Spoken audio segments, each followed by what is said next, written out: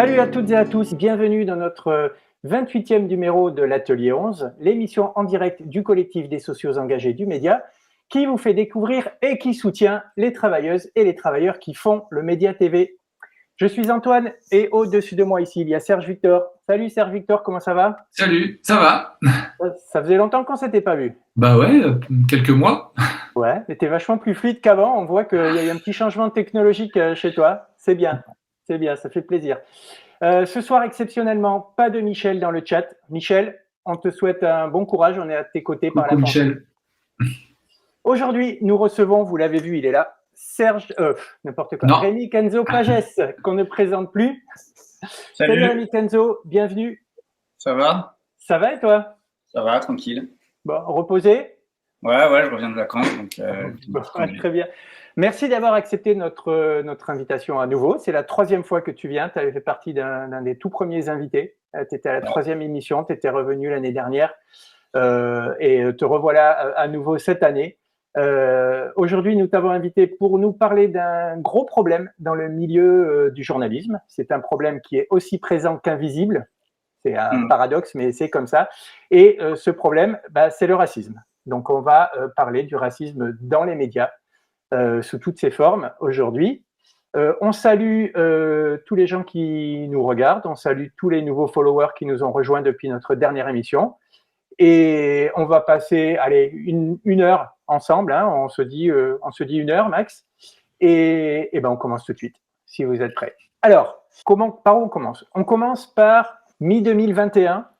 Rémi Kenzo, tu as participé, tu as co-construit et tu as été le co-auteur d'une enquête pour notamment le syndicat CGT-SNJ qui s'appelait « Briser le silence sur le racisme dans les rédactions ». Est-ce que déjà tu peux nous parler de cette enquête et un petit peu vite fait des premiers résultats que ça a donné? Ouais, alors c'est vrai qu'il y a deux actualités parce que je suis concerné par les deux, parce qu'il y a l'association Ajar, voilà, et il y a la publication de cette enquête avec le SNJ-CGT. C'est vrai que je suis concerné par les deux puisque je fais partie des journalistes, on est plusieurs à avoir participé à élaborer cette enquête, et je fais partie de ceux qui sont aussi à l'origine de la volonté syndicale de lancer cette enquête.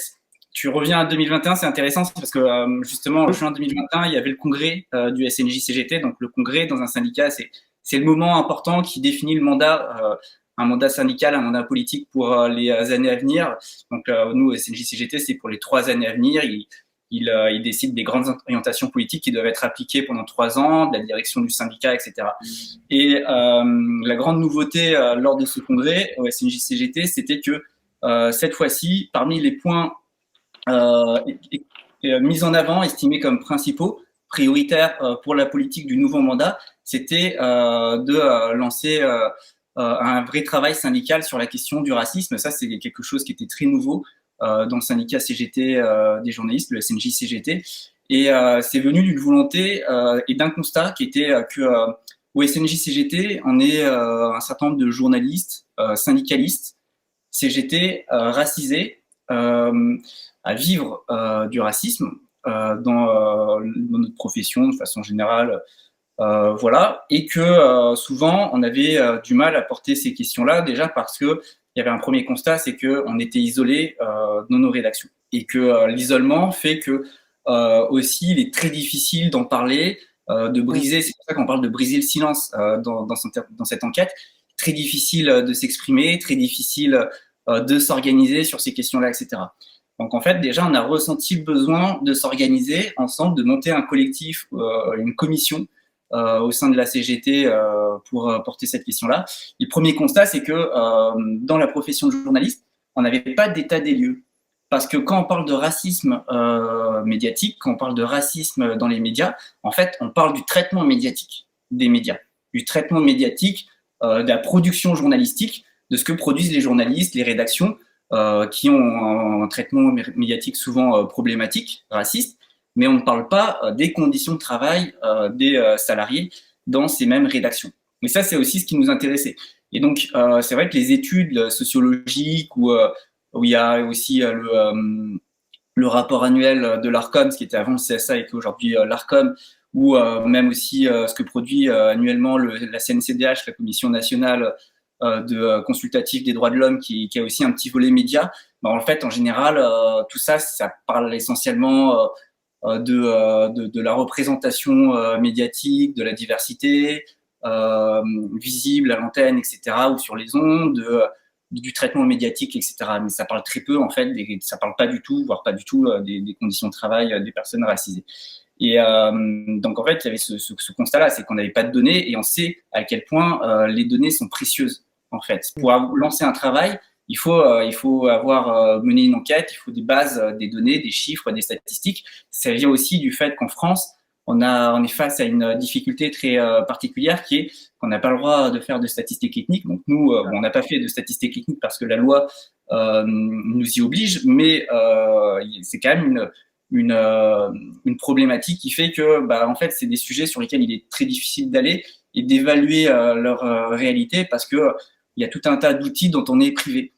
Et donc voilà, on s'est dit à ce moment-là, en amont du congrès, quand on a rédigé ce qu'on appelle le document d'orientation, qui définit le mandat du syndicat, qu'il était important de lancer une enquête et de lancer un certain nombre de revendications, de mots d'ordre. Et en fait, ces revendications, on peut les élaborer de façon plus riche une fois qu'on a un état des lieux. Donc en fait, ce qui s'est passé, c'est que là, on est en train de clore la première étape, qui est cet état des lieux, qui nous permet d'aller à l'étape suivante, d'élaborer des revendications et ensuite de les porter dans les entreprises de presse. Alors, cette enquête, j'ai eu l'occasion de la lire, Serge Victor aussi, tu l'as parcouru un petit peu. Il y a quand même, parmi toutes les choses qui ressortent, il y a quand même 2 chiffres qui sont, pour moi en tout cas, extrêmement parlants, et même 3. Allez, j'y vais pour 3. 44% des journalistes interrogés ont déclaré avoir été victimes de discrimination dans leur ensemble. Et parmi ces personnes qui ont ressenti des discriminations, la moitié évoque des discriminations racistes. Ça veut dire que quasiment un journaliste sur 4 qui a répondu à l'enquête a été victime de discrimination raciste. Oui. C'est quand même énorme, déjà. Oui. Et je précise que l'enquête, elle était du coup ouverte à tous les journalistes, donc qu'ils se sentent ou pas concernés par le racisme, et qu'ils soient blancs ou racisés, peu importe. Donc en fait, on est vraiment sur un éventail très large de personnes qui sont journalistes. Et justement, parce que bon, les journalistes blancs, on va dire, ne peuvent pas vraiment déclarer avoir été victimes de discrimination raciste. Par contre, ils peuvent en être témoins, et c'est le deuxième chiffre qui est super important. Dans la profession, près d'une personne sur 2 déclare avoir été témoin de racisme. Et là aussi, il y a un fait, une donnée intéressante qu'on a relevée, c'est que dans une même rédaction, on observait que en fait, les gens ne répondaient pas toujours la même chose. C'est-à-dire que quelqu'un, une personne blanche, par exemple, dans une rédaction, pouvait nous répondre que tout allait bien.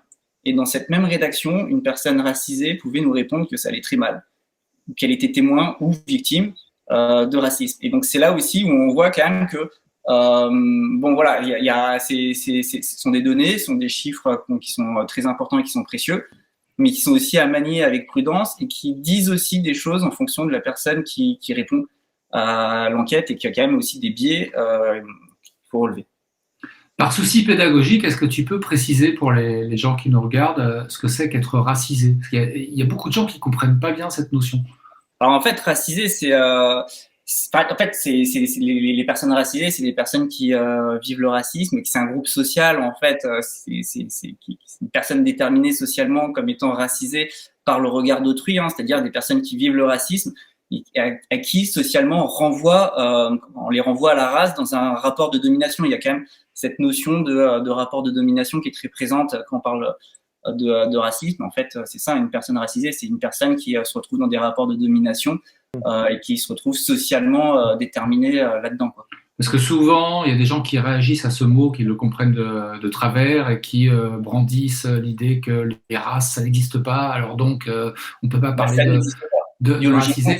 Mais justement, dans l'idée de racisé, il y a l'idée que c'est le racisme qui assigne les individus à une position raciale. Exactement. En fait, domination raciale. le racisme est un fait social. C'est une réalité matérielle, voilà. Donc que la race existe ou n'existe pas, peu importe, le racisme, lui, il existe, c'est un fait qu'il faut constater. Ensuite, et des personnes subissent ce racisme, voilà, c'est un fait qu'il faut constater, c'est un fait sociologique. Ce qui fait qu'une personne peut être victime de racisme sur des critères religieux aussi. Parce que ça aussi, c'est des choses que certaines personnes, des fois, comprennent pas. En disant, par exemple, l'islamophobie, c'est pas du racisme parce que l'islam, c'est pas une race. Enfin, oui, c'est le genre de choses qu'on entend. On peut d'ailleurs, on en parlera, je suppose, tout à l'heure avec AJAR, l'association qu'on a créée également après. Mais justement, je veux dire, ce qu'on relève, nous aussi, c'est que dans la question du racisme, c'est aussi la question de l'antisémitisme, c'est la question de l'islamophobie, etc. Et d'ailleurs, du coup, l'association, elle est ouverte aussi aux personnes musulmanes, juives, etc., qui vivent ces discriminations-là également. Mais ce que je veux dire, c'est que par rapport à ce que tu disais, racisé, en fait, on a besoin de mettre des mots sur des faits matériels qui sont réels, qui existent. D'ailleurs, c'est quelque chose qui est issu du milieu universitaire à la base, des sciences sociales. C'est une donnée qui nous permet d'évaluer quelque chose scientifiquement. Ensuite, les races n'existent pas d'un point de vue biologique. Donc, en fait, voilà, faut pas tout confondre. C'est des choses très différentes. Nous, on parle de choses qui sont attribuées socialement à des groupes, à des individus et à des collectifs. Mais on n'est pas évidemment, on n'est pas là dans quelque chose qui vient d'une réalité biologique, quoi. Fourmi77 demande si tu as été, je pense, je comprends, témoin de racisme dans la rédaction. Alors peut-être qu'on reparlera après de ce qui se passe aux médias, mais moi j'ai travaillé dans une dizaine de rédactions au total dans ma carrière, donc je peux parler de beaucoup d'exemples que j'ai connus et vécus. Voilà, on reparlera un petit peu mais là on va essayer de rester général et puis d'aller à peu près vers le particulier après. Oui, alors j'ai noté dans le questionnaire, tu disais que les réponses, les questions avaient été posées à l'ensemble des journalistes. Donc il y a eu des réponses de journalistes de l'audiovisuel public et privé, de la presse régionale, de la presse nationale, de la presse magazine, de la presse spécialisée, mais aussi des web médias et des journalistes qui font du podcast, des agences de presse et de la presse syndicale. Donc, je pense que vraiment tous les domaines du journalisme ont été abordés, enfin ont été en tout cas contactés, quoi. Oui. Parmi les conclusions de ce rapport, pour avancer un petit peu, j'ai noté la phrase suivante: les témoignages insistent sur l'absence de diversité comme un facteur responsable d'une ambiance au travail propice au racisme. Est-ce que ça, c'est vraiment quelque chose qu'on peut constater à peu près partout? Et du coup, est-ce qu'on peut parler d'un racisme systémique? Alors, nous, dans le rapport, on parle de racisme systémique dans les conclusions. Ensuite, moi, je pense qu'il y a du racisme dans toutes les rédactions, sous une forme ou sous une autre, de manière visible ou moins visible, le racisme, en fait, se présente sous des formes très diverses, très différentes, selon les environnements dans lesquels elle se développe. Mais je ne pense pas qu'il y ait d'endroits épargnés. Ensuite, parce que voilà, on est dans un monde qui est capitaliste et raciste, dans lesquels aussi on baigne dans des héritages qui sont politiques, économiques, liés aussi à la question du colonialisme. On est dans une puissance qui est la puissance française, une puissance impérialiste encore aujourd'hui, voilà, avec tout l'héritage qu'il y a derrière, etc. Le fait est que la question de l'isolement, de la diversité, il est très important à comprendre parce que il pose la question de l'isolement. On parlait tout à l'heure du silence, du titre de l'enquête qui est briser le silence dans les rédactions. Le silence, il est en partie dû à l'isolement des personnes qui sont victimes. Et pourquoi elles sont isolées? C'est parce que aussi, je veux dire, les rédactions sont majoritairement blanches. C'est pas le cas partout, mais c'est le cas quasiment partout. C'est vraiment le cas.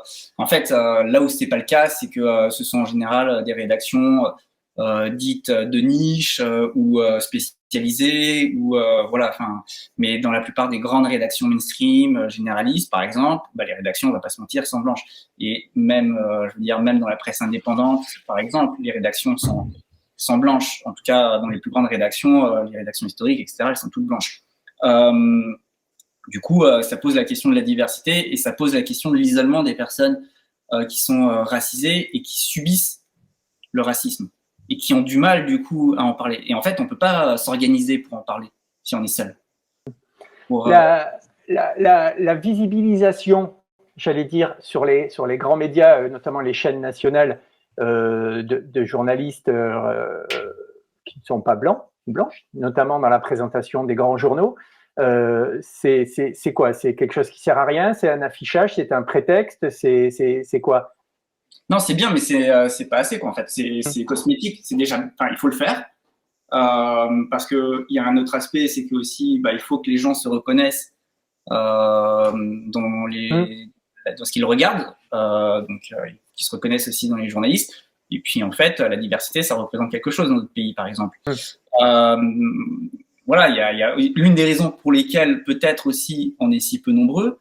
Il y a plein de raisons à ça. Il y a des facteurs structurels qui sont liés aussi à un entre-soi bourgeois de la profession journaliste.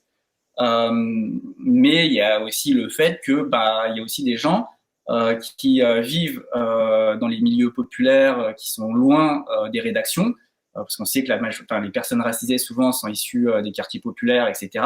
Mais ces personnes-là ne se reconnaissent pas en fait dans la profession de journaliste, parce que quand ils allument la télé et qu'ils voient essentiellement des personnes blanches au quotidien, tous les jours, présenter toujours les mêmes programmes, ils se disent que c'est pas pour eux, donc ils vont pas postuler. Ça, c'est aussi quelque chose qui peut expliquer que les personnes racisées soient si peu nombreuses à candidater dans les écoles de journalisme. C'est tout le syndrome de l'imposteur qui est quelque chose d'extrêmement prégnant dans les populations minoritaires de façon générale. Mais ensuite, ça explique pas tout. Il y a aussi, tout un tas de barrières, de frontières qui ont été mises en place, la manière dont la profession est structurée, la reproduction sociale, etc. Enfin, je vais pas vous faire Bourdieu tout ça, mais qui fait aussi que les personnes racisées ont du mal à y aller, quoi, parce qu'il faut franchir un nombre d'étapes incommensurables, et voilà. Mais ce qui est certain, c'est que sur la question de la visibilité à l'antenne, c'est un sujet, il faut le faire. Que Harry Roselmack ait pu présenter le JT de TF1 à un moment donné, c'est bien. Ça permet à des gens de se reconnaître, etc. Mais en fait, c'est pas assez, parce que le problème, c'est que souvent, les personnes qui sont recrutées, en fait, ces personnes-là, au final, elles restent seules dans leur rédaction également. Elles se retrouvent à leur tour isolées. Elles ont été recrutées pour être à l'antenne, etc. Et ce qu'on constate, c'est qu'en fait, sur l'ensemble de la rédaction, c'est pas encore ça. Et c'est intéressant parce que dans les chiffres de l'Arcom, on voit notamment que les secteurs qui ont progressé sur la question de la diversité, c'est notamment les secteurs de l'audiovisuel, la radio, la télé. On comprend pourquoi. Mais c'est vrai que, par exemple, dans la presse écrite, il y a énormément de retard. Ça ne veut pas dire que c'est bien aujourd'hui dans l'audiovisuel. Hein, on fait le constat quand même, si on fait l'état des lieux, on voit que ça va pas. Tu dis que c'est pire dans la presse écrite que dans l'audiovisuel, la situation? Disons que je pense, quand on regarde ce que dit l'Arcom, le rapport annuel de l'Arcom, c'est qu'il y a moins d'efforts de recrutement sur la question de la diversité. Parce que c'est moins visible, ça se remarque moins. On peut en tirer des conclusions ensuite. Pas trop m'avancer parce que ensuite, c'est des chiffres, c'est toujours des choses difficiles à manier, il faut faire attention. Mais en tout cas, c'est le constat qu'on fait dans le rapport annuel de l'Arcom. Et alors, tu parlais des écoles de journalisme. Il y a moins de personnes racisées qui postulent dans les écoles, mais ça n'empêche pas que la reproduction de l'ensemble des discriminations, y compris les discriminations racistes, commence ou continue à l'école déjà, enfin dans les écoles de journalisme. C'est un constat aussi. Il y a eu une enquête de Getty News très intéressante qui est sortie récemment.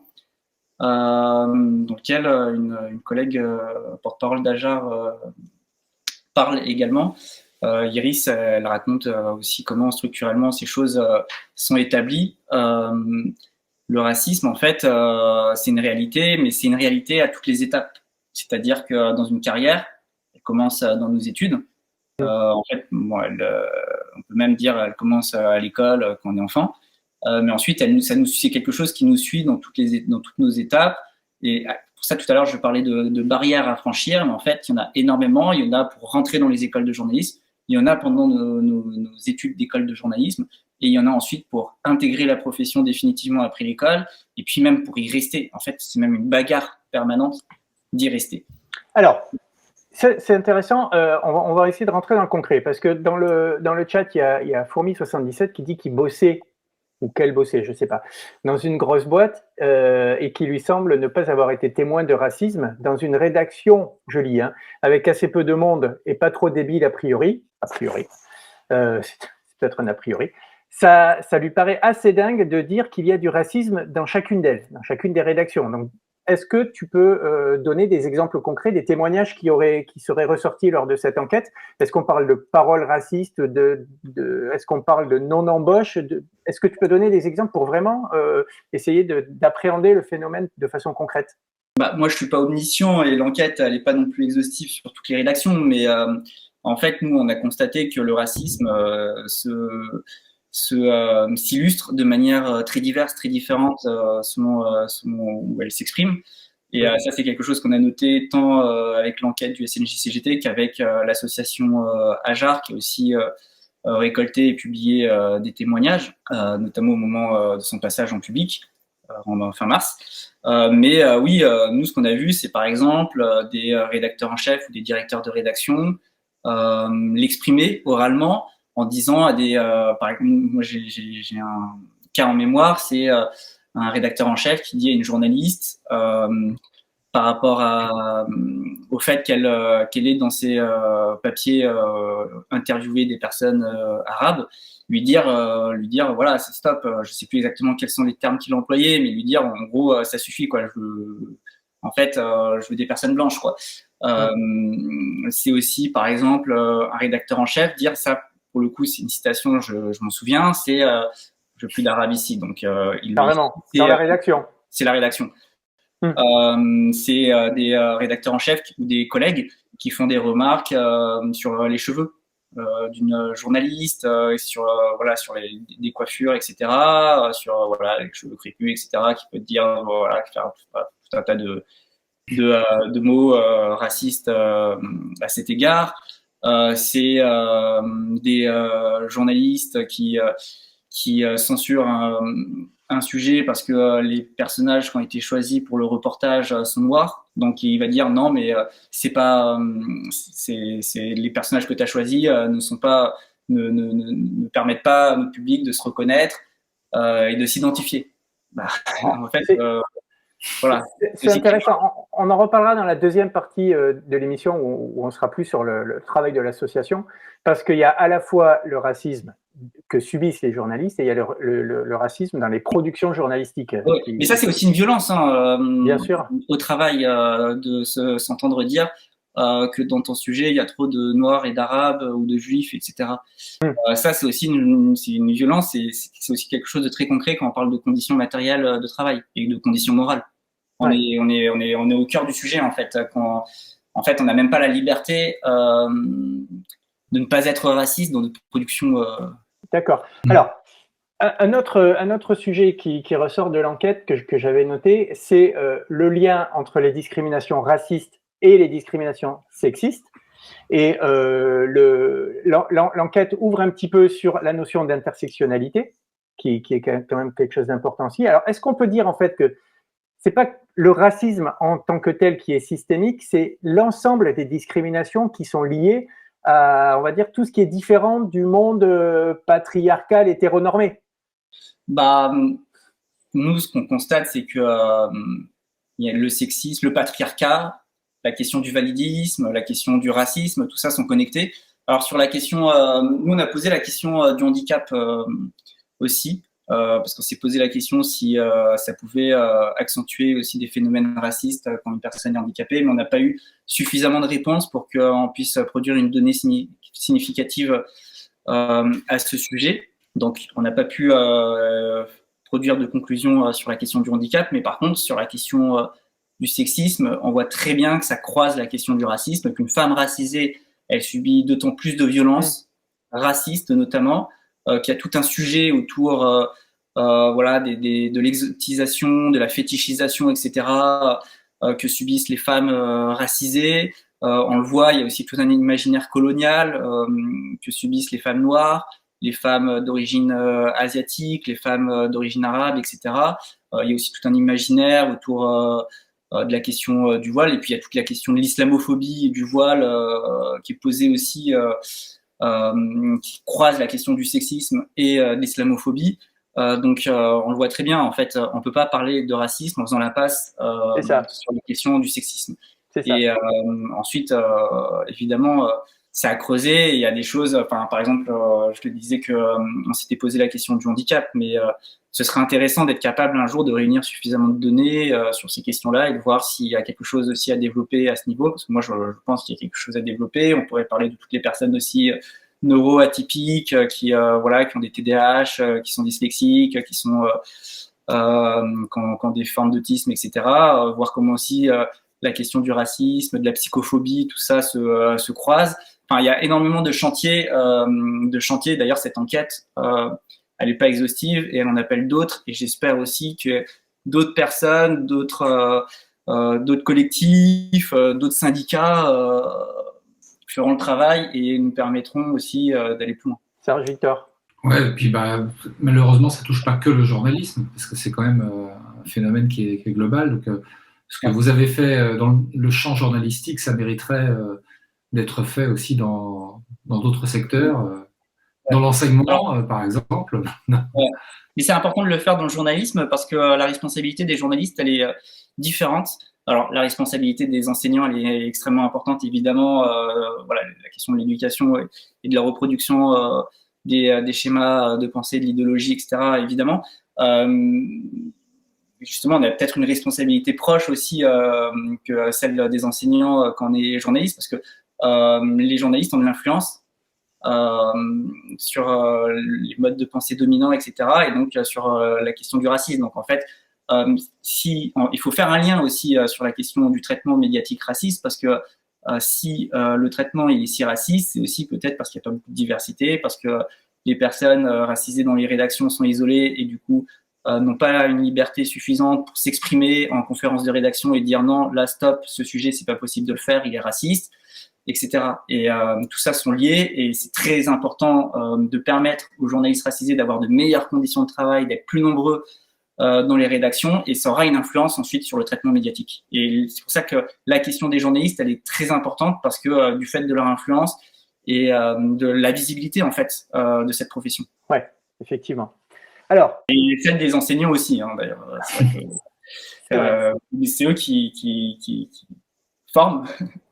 Ah, tu vois, par exemple, je me souviens, il y a quelques années, le scandale qui avait été fait par l'organisation d'un stage syndical, c'était par Éducation 93, avec dans le stage une séquence en non-mixité, et ça avait fait scandale et ça avait été monté en épingle par Blanquer à l'époque, il me semble. Et donc ça montre bien qu'il y a effectivement des blocages encore dans le domaine. Blanquer qui était particulièrement, enfin qui est toujours proche de certains milieux très rigoristes, pour ne pas dire d'extrême droite. Voilà. D'ailleurs, Blanquer s'est fait une fixation à un moment donné sur la question je ne sais plus comment ils appelaient ça, mais en gros l'islamo-gauchisme dans les milieux universitaires. Et c'est pas anodin, c'est-à-dire qu'il s'attaquait aussi à des milieux de production des idées et de la pensée qui ont de l'influence, qui sont importants, parce que c'est des milieux où on forme les générations futures, etc. Et de la même manière, nous autres, les journalistes, on est un secteur clé, un secteur important sur lequel il est important d'agir, de travailler, parce que on est une profession qui a une responsabilité particulière, quoi. Et donc, quand on est raciste, en fait, l'impact, il est important. Il est très important, puisque, je veux dire, on diffuse tout ça devant vous, quoi. Alors, c'est un débat qui pourrait s'ouvrir sur la notion d'universalisme à la française qui veut contrer un petit peu le wokisme qui nous vient d'outre-Atlantique. Mais bon, on n'a pas le temps. On le fera une autre fois. Là, je propose qu'on passe un petit peu, puisque on est déjà à la moitié de l'émission en fait, qu'on passe sur l'association, donc AJAR, AJAR. Alors j'ai noté, l'association des jeunes anesthésistes réanimateurs. Non, c'est pas celle-là. C'est pas celle-là.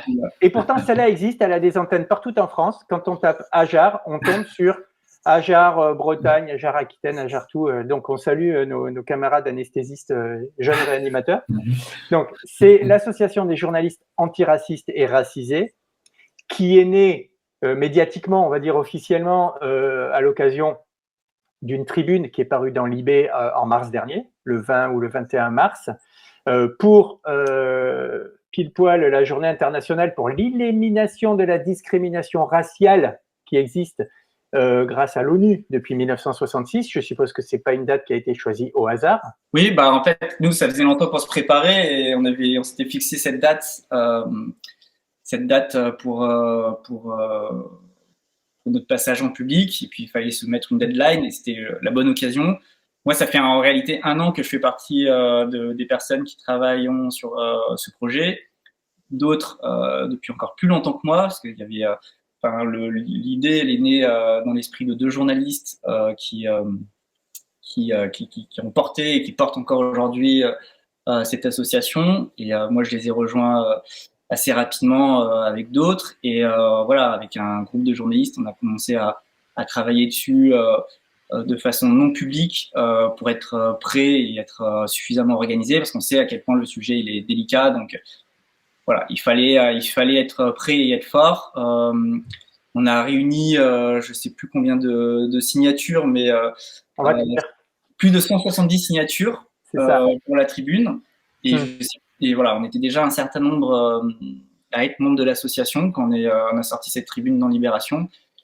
Et depuis, on voit à quel point c'était important, puisque beaucoup nous ont rejoints. Je pense qu'on sera bientôt 200, à mon avis, très rapidement adhérents. Donc c'est beaucoup en 2 mois.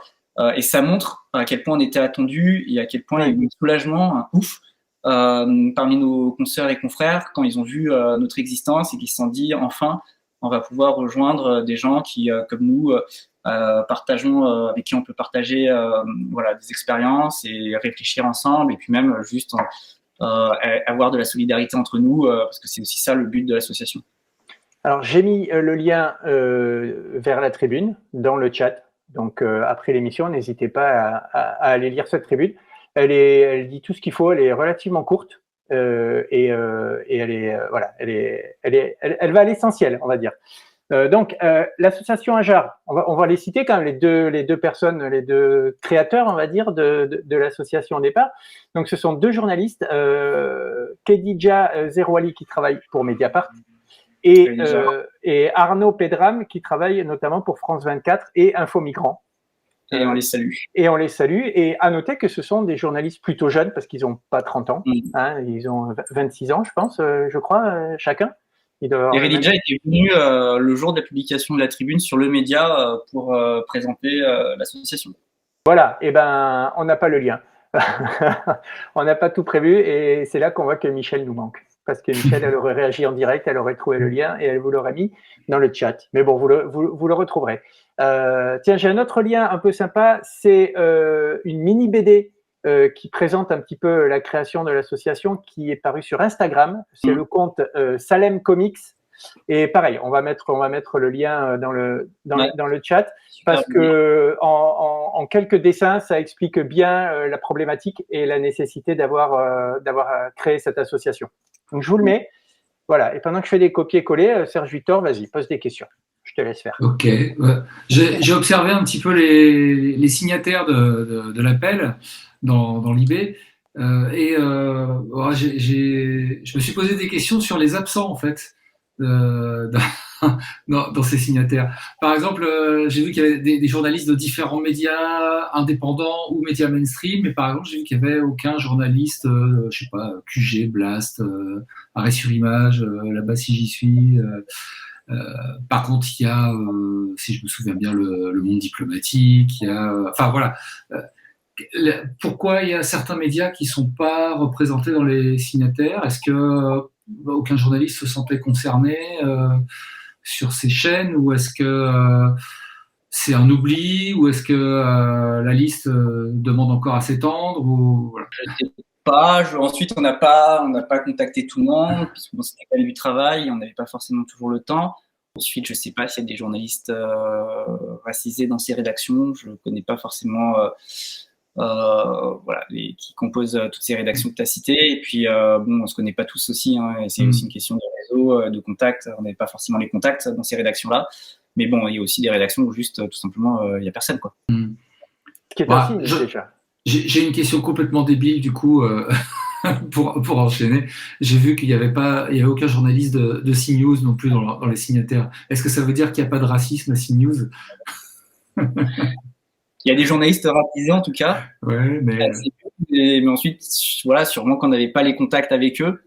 Parce que c'est vrai que bon, vu qu'on n'était pas en public, on contactait les gens qu'on connaissait et en qui on avait confiance et qui partageaient nos idées, parce que bon, faut être racisé, faut aussi être antiraciste. C'est pas toujours automatique. Ouais. On le voit avec CNews d'ailleurs, où il y a des journalistes racisés, mais c'est quand même un média vecteur des idées racistes. Voilà. Mais bon, moi, c'est vrai que c'est un endroit où on n'a pas de données, donc je ne sais pas comment sont les conditions de travail à CNews, mais j'imagine qu'elles ne sont pas forcément toujours très favorables. Et alors, dans les signataires, il y a plusieurs journalistes du média ou anciens journalistes du média. Ouais, on est un certain nombre. Mais il y a aussi des noms qui n'y sont pas. On peut citer Héloïse Nguyen Van Bajou, pardon Héloïse, excuse-moi. Romain Madoud, Simon Mauvieux, Yanis Mamdi, Chai Posé. Nalini. Ouais, vas-y, hein, continue parce qu'on les a pas forcément tous notés. Ouais. Alors, il y a des adhérents, il y a des adhérents et des soutiens. Il y a une différence entre les deux. C'est ça, d'après ce qu'on a vu. C'est-à-dire que oui, il y a des personnes qui étaient signataires mais qui ne sont pas membres de l'association. Voilà, c'est ça. Parce que pour différentes raisons, soit parce que bon, voilà, tout le monde n'a pas forcément envie de donner du temps et d'être dans une nouvelle association, ou aussi parce que des personnes en responsabilité, des directeurs de rédaction, etc. Nous, on ne souhaite pas forcément qu'ils soient membres de l'association parce que c'est vrai qu'on préfère que les personnes en responsabilité qui recrutent, etc., ne soient pas, pour assurer la liberté de parole de chacun. Voilà, c'est plus facile. C'est compliqué parfois d'être organisé dans une association avec son chef hiérarchique. Donc voilà, on a préféré aussi mettre des limites à ce niveau-là. D'accord.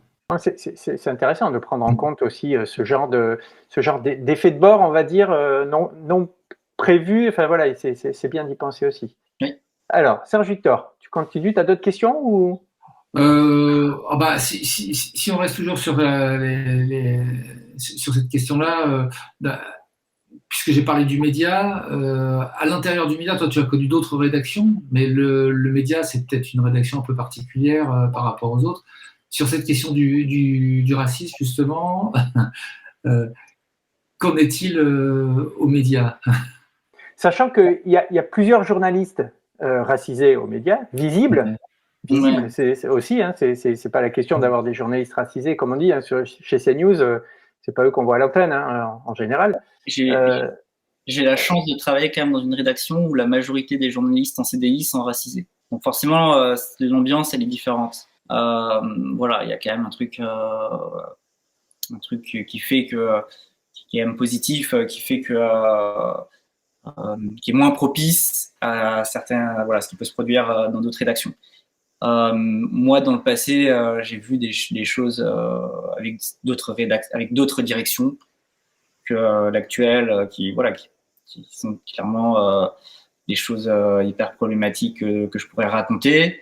Ensuite, c'est vrai qu'aujourd'hui, moi, je suis content quand même de travailler dans une rédaction où on est majoritairement des personnes racisées, et puis il faut avoir une vigilance constante, quotidienne, entre nous, avec nos collègues, etc. Et puis expliquer aussi les choses très souvent et en parler beaucoup. Et nous, on en parle beaucoup, et je pense que c'est vraiment important d'en parler beaucoup, parce que si on le fait pas, on ne sait pas ce qui peut se produire. Il peut se produire des choses graves. Donc c'est important de maintenir aussi, de forcer une ambiance antiraciste, en fait, dans une rédaction, et d'avoir un travail. Il y a plusieurs rédactions, c'est le cas à Mediapart, etc. C'est le cas aux médias, c'est le cas ailleurs. Où il faut avoir ce travail de vigilance et de forcer aussi à poser ces questions en permanence entre nous, d'en parler, d'en débattre, quand on élabore nos sujets aussi en conférence de rédaction, d'avoir cette question. Voilà. Ensuite, le média, il y a des choses publiques dans le passé avec les précédentes directions. qui sont déjà sortis. Voilà, mais il y a... Ce qu'on entend en fait, c'est que c'est pas parce qu'on est une entreprise et a fortiori un média de gauche que les valeurs portées par les courants de la gauche vont de soi, et qu'il faut rester vigilant et qu'il faut faire attention. On a vu il y a pas longtemps, alors c'est pas sur le racisme, mais c'est sur des problèmes de management qui sont sortis au sein du monde diplomatique. Alors il n'y avait pas trop de racisme là, mais bon, ça aurait pu aussi. On a l'impression que c'est pas parce qu'on est une entreprise dite de gauche ou qu'on affiche et qu'on véhicule des idées de gauche qu'on est à l'abri de toute discrimination, de tout dérapage, de tout problème lié au management, à la discrimination, par exemple. Ouais, en fait, c'est très important c'est pour ça qu'il faut toujours forcer un peu une vigilance, d'être toujours aux aguets et d'avoir ce travail constant. Et c'est aussi très fatigant, c'est quelque chose aussi de très usant, parce qu'on sait que si un jour on baisse notre vigilance, on baisse les bras, bah en fait c'est à ce moment-là où les choses se déversent aussi sur nous, et on le veut pas, mais on sait que on n'est pas à l'abri, et que voilà, ces choses-là se produisent au moment où on est le moins préparé, et où on s'y attend le moins, et où notre vigilance descend.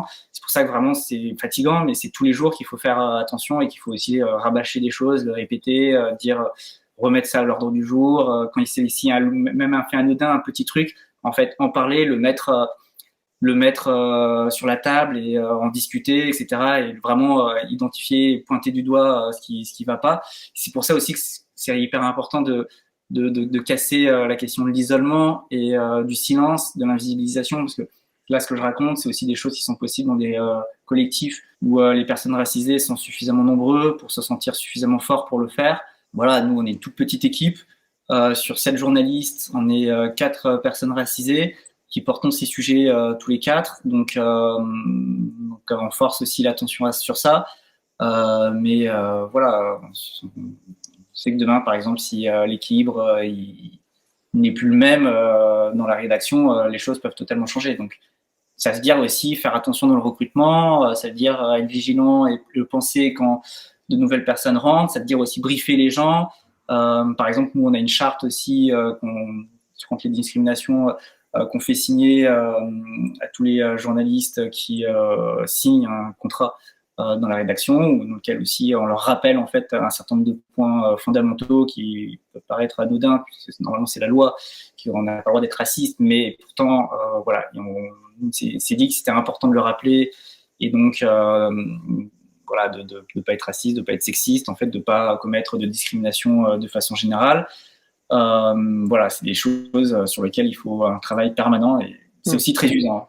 Alors, à contrario, si je me fais 2 secondes l'avocat du diable, est-ce que la vigilance sur ces questions-là, donc sur le racisme, ou c'est valable aussi pour le sexisme, est-ce que la vigilance sur ces questions-là peut pas des fois aussi déraper sur une instrumentalisation de la question au profit de conflits interpersonnels, parce que dans tout collectif humain et dans tout groupe de travail, les conflits interpersonnels peuvent surgir.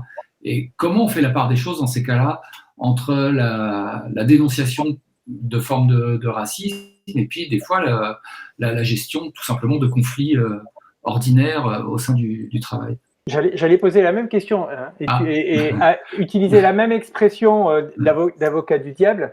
Est-ce que, voilà, pour reprendre la façon dont Serge Victor l'a présenté, est-ce qu'il y a, ou quel est le risque d'utiliser, entre guillemets, je mets beaucoup de pincettes, je marche sur des œufs, mais bon, vous comprendrez le truc, d'utiliser son statut imposé de racisé, le mettre en avant pour justement essayer de forcer une résolution d'un conflit qui au départ ne l'est pas du tout. Enfin, comment on peut prévenir le risque qui existe sûrement de se dire tu me dis ça ou tu fais ça parce que je suis noir, par exemple. J'ai pas de formule magique, mais ce qui est certain, c'est qu'il faut des structures. En fait, il faut que les cadres soient très clairs, parce que c'est dans un espace très libéral dans son fonctionnement qu'il peut y avoir le plus de dérapage, en fait. Donc, en fait, il faut identifier des moyens de faire des signalements, de faire remonter ces signalements, comment ces signalements sont ensuite traités, des procédures, etc. Tout ça, en fait, doit être pensé et organisé. Et c'est aussi pour ça que le rôle des syndicats, par exemple, il est extrêmement important et qu'à JAR, il faut qu'on fonctionne aussi en intelligence avec les syndicats. C'est parce que ces questions-là, elles sont aussi posées dans le cadre des structures de résolution des conflits, des structures de discussion, d'échange entre le personnel et les directions. Donc le CSE, qui est l'instance de représentation du personnel, il est primordial. D'ailleurs, c'est un sujet relevé dans le dernier rapport de la CNCDH, la Commission nationale consultative des droits de l'homme. Il y a tout un passage sur le volet des médias, dans le chapitre sur les médias, qui relève que la question du racisme, en fait, elle est devenue un sujet d'autant plus difficile à traiter depuis la loi Macron, parce que les syndicats avaient moins d'outils, moins de possibilités de poser la question du racisme en CSE et de façon générale dans les structures, parce que tout un tas de raisons, la loi Macron faisait que, en fait, il y avait moins de délégations syndicales, moins d'instances, etc., pour poser ces questions-là, etc. La dissolution notamment des CHSCT. Exactement, voilà. Je voulais pas rentrer dans des complexes, mais oui, voilà, c'est ça, la question des CHSCT où on pose notamment la question de la santé et de la sécurité au travail. Ici, on peut. Et en fait, quand on parle de racisme, c'est aussi beaucoup de ça, hein, de santé notamment, dont on parle, et de sécurité au travail. Et en fait, ce qui s'est posé, c'est que du coup, il y a moins d'opportunités pour un syndicaliste de poser la question du racisme et de confronter la direction de son entreprise à ce sujet-là. Mais on le voit, l'importance, et du coup, le racisme peut prospérer d'autant plus facilement dans l'entreprise et dans la rédaction. Donc on le voit, la CNCDH, elle a pointé cet aspect-là dans son chapitre sur la question des médias. Et c'est intéressant de le voir. Et en fait, on voit l'importance des instances du personnel, des syndicats et le rôle des syndicalistes qui est en fait crucial parce que c'est eux qui iront confronter, leurs chefs. Et en fait, c'est eux aussi qu'il faut outiller. Et c'est pour ça qu'à JAR, c'est très important qu'on discute avec les syndicats. C'est ça aussi qu'on était très content qu'il y avait le SNJ-CGT et le SNJ, les deux syndicats majoritaires dans la profession de journaliste qui étaient signataires de notre tribune dans Libération. On travaille ensemble. Il y a eu, par exemple, un séminaire commun entre JAR et le SNJ-CGT qui a été organisé pour se former aussi avec les syndicalistes de la CGT dans les rédactions. Et il y a d'autres choses qui sont prévues prochainement. Et ce travail, en fait, il doit se faire ensemble parce que JAR tout seul n'y arrivera pas. Les syndicats tout seuls n'y arriveront pas. Par contre, ensemble et avec d'autres associations, etc., on peut faire changer les choses. Et je pense qu'on est déjà en train de commencer. Et j'ai envie de dire, avant de passer à la dernière question, c'est d'autant plus nécessaire que généralement, plus on monte dans les hiérarchies, moins il y a de personnes racisées. Oui, les personnes en responsabilité sont du coup plus souvent blanches, même si c'est pas forcément le cas partout, mais généralement. Et forcément, ça impacte aussi les décisions et les choix éditoriaux. Alors, on l'a dit tout à l'heure, ça sera un petit peu peut-être le dernier sujet qu'on va aborder si on veut tenir les délais. L'association JAR lutte sur deux tableaux différents. Le premier qui est la discrimination raciste au sein des rédactions dans le milieu journalistique et le racisme qui ressort des productions journalistiques, c'est-à-dire celui qui est montré. Et là, par exemple, alors, le compte Twitter de JAR est assez significatif sur ce sujet-là, des productions journalistiques, puisqu'il met en lumière un petit peu tous les problèmes que peuvent poser certains articles, etc. Je pense à deux faits qui sont arrivés récemment.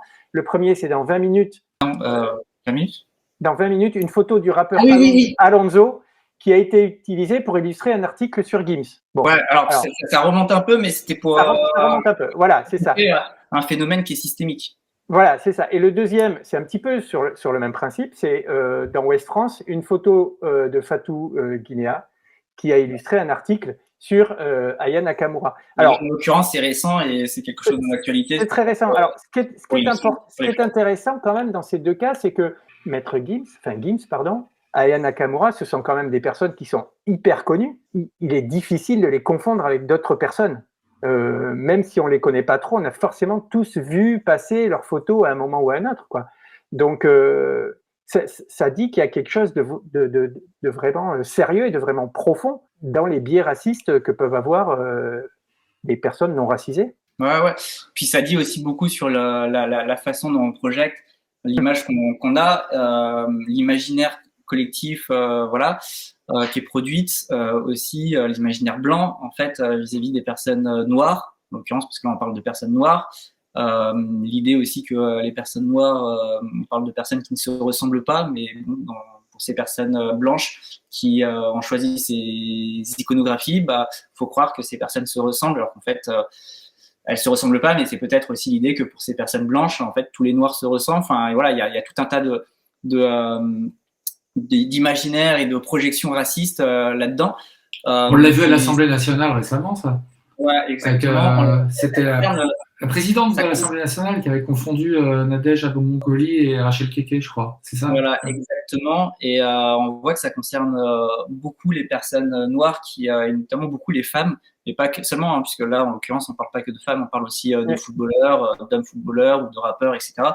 Mais on voit que ça concerne énormément les personnes noires, et on voit aussi qu'il y a un sujet, quand on parle de la production journalistique autour de l'image, de l'iconographie. De façon générale, faut bien comprendre que l'image n'est pas neutre. Que ce soit les photographies ou les vidéos qu'on produit, rien n'est neutre. Ce sont aussi des choix éditoriaux qu'on choisit aussi de projeter une image, d'illustrer un article avec telle photo ou d'illustrer un reportage vidéo ou un plateau télé avec telle vidéo. Ce sont aussi des choix éditoriaux et les images ne sont pas neutres. Et il y a tout un tas d'exemples qu'on pourrait citer sur des choix iconographiques racistes. Par exemple, dans la tribune dans Libération, on relève un cas qui est pour nous très frappant. C'était au moment du Covid, du premier confinement, une du Courrier Picard, si je ne m'abuse, qui titre « Alerte jaune », je crois, en janvier 2020, le Courrier Picard à propos du Covid-19 et qui met en photo une femme est-asiatique. C'est très parlant aussi. Bon, le Courrier Picard ensuite a été désigné. Enfin, je veux dire, les gens ont relevé le problème avec ce choix iconographique. Le Courrier Picard s'est excusé derrière, je crois. Mais ça dit beaucoup aussi du problème en fait, et à quel point la question de l'iconographie elle est extrêmement importante et montre aussi en fait les biais racistes qu'il y a chez les journalistes et dans les rédactions. Alors, et pas seulement, parce que pour aller plus loin, on pourrait raconter le fait que au moment de l'invention de la photographie, donc ça remonte, hein, des pellicules sensibles à la lumière, toutes les études et tous les réglages et tout a été fait pour que les photos tirées ensuite sur papier à partir de négatifs fassent ressortir correctement les peaux blanches et pas du tout les peaux de couleur. Et que effectivement, là, on est carrément dans le racisme pur et dur. C'est une autre époque, ok, mais plus récemment, et toujours dans le domaine de la technologie, on sait aussi que les algorithmes et les intelligences artificielles qui sont entraînées à reconnaître des visages se trompent beaucoup plus sur des visages de couleur parce qu'ils sont aussi entraînés sur des visages blancs et que ça a pu entraîner par le passé des erreurs judiciaires où des personnes de couleur ont été condamnées alors qu'elles étaient complètement innocentes sur des reconnaissances technologiques. Et on voit d'ailleurs avec les intelligences artificielles que la manière dont elles représentent l'idéal, la personne, le physique idéal, on a vu plusieurs articles là-dessus récemment, elles les représentent des personnages blancs. Oui, effectivement, si on demande à une intelligence artificielle de représenter un personnage sans préciser ici en France, en tout cas, sa couleur de peau, ça sera toujours quasiment un blanc. Voilà. L'idéal serait blanc. Voilà. Ok, on est ravis de l'apprendre. Alors, toute dernière question pour ma part. Après, Serge Victor, tu auras peut-être une question pour terminer. Dans l'autre domaine d'activité d'Ajar, c'est-à-dire dans le milieu du journalisme, quels sont les types d'actions que l'association mène pour lutter contre le racisme au sein des rédactions? En fait, la première action, c'est déjà de créer une solidarité entre nous. Déjà de se regrouper, ça fait du bien. On est content de voir qu'on n'est pas tout seul, parce que souvent on a l'impression qu'on est tout seul et que en fait on se dit bah voilà, on est le cas unique. En fait, on n'est pas des cas uniques. On est peut-être seul dans nos rédactions, mais quand on est ensemble dans Ajar, on se rend compte que finalement on est nombreux. Voilà. Déjà, ça c'est important de se retrouver entre nous. Vous accueillez aussi les personnes non racisées du moment, sous antiracistes, qu'elles aient vraiment qu'elles soient antiracistes, quoi, déclarées, et qu'elles soient actives dans la lutte contre le racisme. Alors, l'association, elle s'adresse aux personnes qui vivent le racisme quand même. D'accord. Qu'elles soient sous différentes formes. Voilà, du coup, il y a des personnes, il y a une diversité dans l'association, des personnes très différentes. Voilà, qui vivent des racismes différents, des personnes qui subissent la question de l'islamophobie, d'autres de l'antisémitisme. Donc l'association, elle, voilà, des personnes d'origine très différentes dans l'association, des personnes d'origine est-asiatique, juive, noire, etc. Mais l'association, elle a quand même pour objectif d'aider ceux qui sont racisés. D'accord. Ok, bah c'est important. Alors du coup, quel type d'action, à part le regroupement, ou la possibilité, j'imagine, de mettre du commun dans les problèmes de chacun, du soutien, est-ce qu'il y a des actions concrètes vers les rédactions, vers les écoles de journalisme? On en parlait? Il y a trois choses dont je vais te parler. D'abord, c'est déjà se parler, s'entraider entre nous, c'est très important. Donc déjà, on a un espace, on essaye de construire un espace où on peut faire vivre la solidarité, voilà, parce qu'on en a besoin. La deuxième chose, c'est la question du recrutement. Nous, aujourd'hui, on prévoit d'aller voir les RH, on prévoit d'aller voir ceux qui recrutent dans les rédactions, leur poser la question concrètement, comment vous allez faire là pour le sujet de la diversité, ouvrir les portes de vos entreprises aux personnes racisées, etc. Parce que là, il y a un problème chez vous. On est déjà en train de discuter d'ailleurs avec des RH à ce sujet, parce que en fait, il faut bien se rendre compte que cette question du recrutement, elle est cruciale. Tout à l'heure, je parlais de problèmes structurels, systémiques, mais en fait, c'est parce que cette profession, elle profite, elle vit d'un entre-soi, un entre-soi blanc, un entre-soi bourgeois, un entre-soi très masculin aussi d'ailleurs. C'est ça aussi qui a permis de faire prospérer pendant des années dans le silence les violences sexistes et sexuelles, etc., qui aujourd'hui commencent à sortir, mais voilà, ça reste encore insuffisant, mais s'il y a des choses qui changent.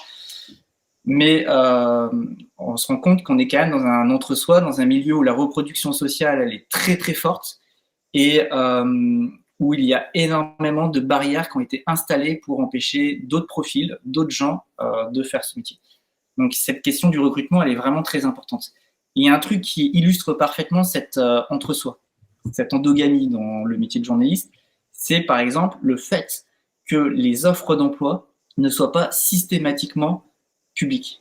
Il y a énormément de rédactions qui ne fonctionnent qu'à la cooptation et au réseau. Il faut avoir des contacts, c'est un réseau, c'est un milieu où il faut avoir des réseaux, il faut avoir des contacts, et c'est comme ça qu'on fait vivre l'entre-soi. Et si on n'a pas les bons réseaux, si on ne vient pas du sérail, ben en fait, on ne peut pas être journaliste. C'est un peu cette idée-là. Et c'est cette idée-là qu'il faut combattre, en fait. Voilà. Donc, cette question du recrutement, elle est importante, et ça passe notamment par le fait d'obliger les rédactions à rendre publiques les offres d'emploi. Comme ça, on peut tous y accéder et on peut tous postuler. Et ça peut paraître hyper bête, hein. Dit comme ça peut paraître évident, mais on se rend compte quand on parle avec les RH, qu'on parle avec les directions de rédaction, que c'est pas évident, il va falloir batailler pour obtenir ça. C'est un truc qu'il va falloir arracher. C'est une vraie revendication syndicale, et c'est une revendication antiraciste, en fait. Et c'est aussi une revendication féministe, etc. Parce que, bon, bah voilà, dans cet entre-soi, on recrute des gens qui nous ressemblent, on recrute des gens en qui on a confiance, etc. Et qu'on est un bourgeois bien installé, voilà, bah, on va pas forcément recruter des personnes progressistes, racisées, jeunes, etc. D'ailleurs, la JARS, quand ma collègue Eridija Zerouali est venue aux médias pour parler d'Ajar sur le plateau, elle a dit à un moment donné, Ajar, ce sera aussi le réseau des sans réseaux. Parce que justement, en fait, ceux qui ont réussi à forcer les portes pour rentrer dans le métier de journaliste, ils arrivent là, mais en fait, ils n'ont pas de réseau, ceux-là. Et souvent, je veux dire, ce serait intéressant de réussir un jour à produire des chiffres sur le le taux d'abandon dans les premières années après le diplôme des journalistes racisés, parce que je suis persuadé qu'il est énorme. Parce qu'en fait, quand on n'a pas de réseau, on n'arrive pas à rester dans ce métier. Et de venir s'entraider entre nous aussi pour trouver du travail, tout ça. C'était déjà un constat de l'enquête dont on a parlé dans la première partie de l'émission, qui disait « Les conséquences décrites dans les témoignages par les victimes alertent. Perte de confiance, dépression, volonté de quitter la profession, perte d'emploi, difficulté à retrouver du travail, reconversion, etc. avec des problématiques spécifiques comme celles concernant les mères, notamment les mères, les mamans, qui ont été mises en lumière. » Voilà. Beaucoup de témoignages, on a été surpris, on s'y attendait pas et on a eu beaucoup de témoignages sur ce sujet. Serge Victor. Et un aspect juste sur les écoles de journalisme. Là aussi, on va y aller. On est en contact avec beaucoup d'écoles et ça, c'est un sujet très important parce que la question, toutes ces questions dont j'ai parlé en amont, c'est aussi pour ça que je gardais en 3e position ce sujet-là, c'est parce que elles en découlent aussi et elles ne pourront être bougées que si on arrive à bouger aussi le sujet de la formation. Et à remettre en cause énormément de choses dans les maquettes de formation, dans les programmes, etc. Et en fait, réussir à en faire un sujet et à en parler. Et aussi pourquoi on va aller dans les écoles de journalisme. Et ça, c'est un point très, très important qui prend beaucoup de temps et de place dans l'association alors. Alors, Serge Victor. Il est peut-être temps d'apporter une petite conclusion. Mais je te la laisse. C'est ça.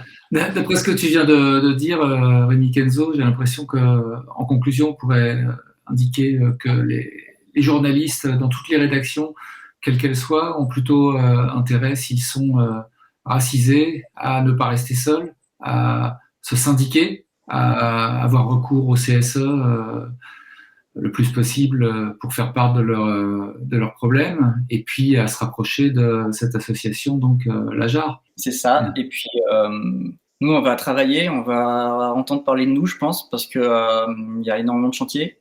Et on est assez nombreux et on voit que en fait on avait besoin de cette association parce que vraiment il y a beaucoup de personnes qui nous ont rejoints et ça fait plaisir aussi de voir que l'intérêt qu'il y a eu pour notre travail parce que en fait c'est un vrai sujet et on est en train de l'imposer et pendant longtemps on a fait comme si c'était pas un sujet et aujourd'hui on est en train de les obliger à en faire un et ceux qui voulaient mettre ça sous le tapis aujourd'hui ont de plus en plus de mal à ne pas en parler parce qu'en fait on est en train de les contraindre. Merci Rémi Kenzo Pages. Je rappelle que tu es l'un des 7 porte-parole de l'association de journalistes antiracistes et racisés, une association qui qui s'est créée récemment et qui a l'intention d'être très active et de combattre le racisme dans les milieux des médias, dans le milieu des médias, aussi bien en interne que dans la production journalistique. Merci beaucoup. Merci. C'est la fin de notre émission. Merci Serge. On refait un petit coucou de fin d'émission à Michel. Et puis, écoutez, nous, on se retrouve très bientôt pour une nouvelle émission. Comme on dit, j'ai l'impression d'avoir 100 ans quand je dis ça, sur un sujet au moins aussi chaud que celui qu'on a abordé aujourd'hui. Pour rester connecté avec notre collectif, n'hésitez pas à nous suivre sur tous les réseaux sociaux. On est présent sur YouTube, sur Facebook, sur Twitter, sur Instagram et même sur Mastodon. On se quitte comme d'habitude en musique avec La solitude de l'homme de bar. Salut! Merci! Ciao!